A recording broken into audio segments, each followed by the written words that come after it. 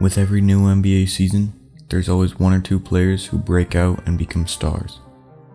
With players in the last few years like Brandon Ingram, Pascal Siakam, Victor Oladipo, and others breaking out to win the Most Improved Player award, one of the front runners for the award this season so far has been Jerami Grant. Grant has been solid throughout his career, but after signing to a struggling Detroit team to get more minutes, Grant is averaging a career high in every major stat, putting up 24, 6 and 3 on 44, 40, 87 shooting. With Blake Griffin looking like a shell of his former self, Grant has been one of the only bright spots on the Pistons so far, even making the All-Star team in the East. But is he really good, or is it just getting good minutes on a bad team? Let's talk about that. Before we get this video started, as always, if you like this video, leave a like. If you like this kind of content, consider subscribing. And let's get right into it. Born into a basketball family, Jerami Grant was destined to play.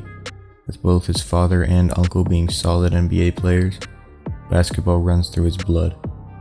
But being a second-round pick in 2014, it wasn't until the 2019 season that his career really took off for the first time, averaging 13 and 5 as a starter for the Thunder.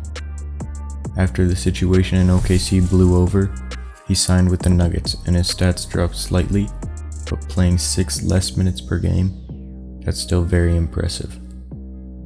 A solid defender and great three-point shooter for his size, Grant has always had the tools to be great, shooting about 39% from 3 the last 3 seasons as a forward, and making about 1.5 a game in 2019 and 2020, and up to 2.5 a game this season so far.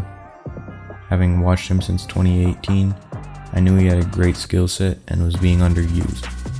I've seen it happen before with Malik Beasley, a player who had the skills to be much better, but not the opportunity.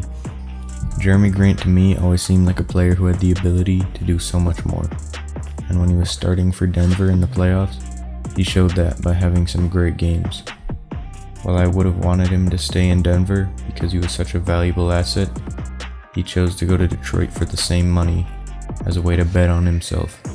Signing in Detroit was saying to us that he was confident enough to play in a bigger role, and a move like this from a player can often be bad for their career, but can also be a great thing for them. If he keeps up anything close to this level of play, he'll be a free agent in 2023, in his prime, and will be able to possibly move to become a starter for a contending team. Grant is in a great position to solidify himself in the league.